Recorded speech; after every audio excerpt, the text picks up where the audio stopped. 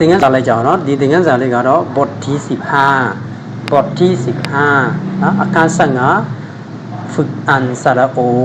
ฝึกอ่านสระโอဟုတ်ပြီနော်အခန်း15စระโอအကြောင်းကိုလေ့လာကြည့်ရအောင်ဟုတ်ပြီနော်โอเค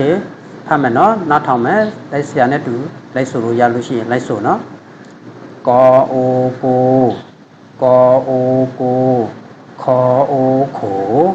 ကြောအိုကျိုစောအိုဆူခေါ်အိုခိုအော်အိုအိုချောအိုချိုဖောအိုဖိုဖော sorry မှာပါတယ်ပြန်ဆိုမယ်ဖောအိုဖိုဖောအိုဖို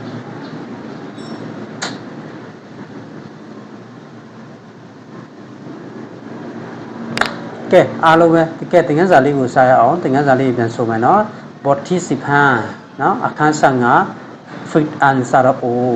အကြောင်းကိုလေ့လာကြမယ်နော်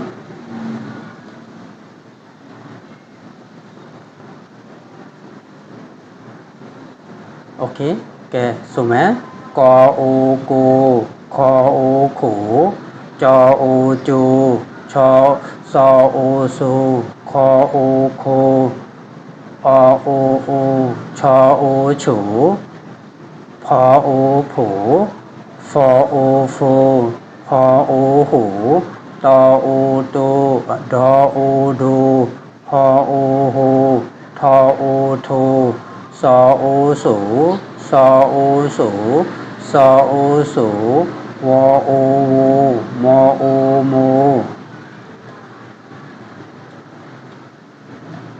โอเคနောက်တစ်ခုကကြတော့စောအိုဆူငေါအိုငိုလောအိုလိုယောအိုယူဘောအိုဘူပေါ်အိုပူထောအိုထူနော်အိုနူ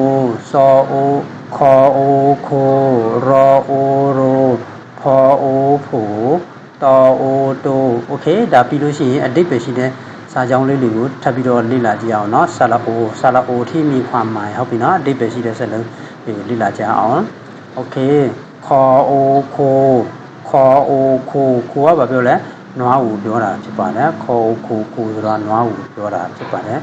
လူပုံလောဦးကောလူပေါ်အိုငေါပုံမအေပုံလူပုံဆိုတာဒီကိုမိုးပြန်ပူပေါင်းကိုပြောတာဖြစ်ပါတယ်โอเคနောက်တစ်ခုကိုဆက်ပြီးတော့လေ့လာကြည့်အောင်တောအိုတိုကဘာလဲကြီးလာတယ်ထွားလာတော့ပြောတာဖြစ်ပါတယ်ဟုတ်ပြီနော်မို့ဟိုမောအိုမိုဟောအိုဟိုမို့ဟိုမောအိုမိုဟောအိုဟိုမို့ဟိုစိတ်ဆိုးတာကိုပြောတာဖြစ်ပါတယ်ဟုတ်ပြီနော်ကဲနောက်ခုကကြတော့โรงเรียนรออุงอโรงรอเอียนนอเรียนโรงเรียนပါလဲစာသင်ကျောင်းကိုပြောတာဖြစ်ပါတယ်ဒီနော်ကဲနောက်ခုကကြတော့ဆိုစောအိုဆိုမအေဆိုစောအိုဆိုမအေဆိုကပါလဲတန်ကျူပြောတာဖြစ်ပါတယ်โอเคနောက်ခုကကြတော့လိုမာလောအိုလိုမောအာမာလိုမာပါလဲလင်းဖိုင်ကိုပြောတာဖြစ်ပါတယ်ဟုတ်ပြီနော်ကဲနောက်တစ်ခုကကြတော့ဘောအို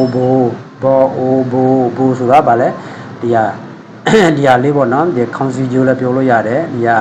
နက်တိုင်အတူလေးအသေးစားမျိုးလည်းပြောလို့ရတယ်နော်ဒီဟာလေးကခေါင်းစီးတဲ့ဟာဘူလည်းခေါ်တယ်နောက်ပြီးတော့နက်တိုင်အသေးလေးဒီမှာစီးတဲ့အရှိမှစီးတဲ့ဟာလည်းပြောလို့ရတယ်နော်โอเคနောက်တစ်ခုကကြတော့ခုံဖိုင်ခေါ်အိုမောခုံဖောအိုင်ဖိုင်ခုံဖိုင်စာကြည့်မီနီဟုတ်ပြီနော်โอเคဒါဆိုလို့ရှိရင်ဒီလောက်ပဲကျွန်တော်နောက်ဗီဒီယိုလေးမှာပြန်ဆုံကြမယ်နော် see you next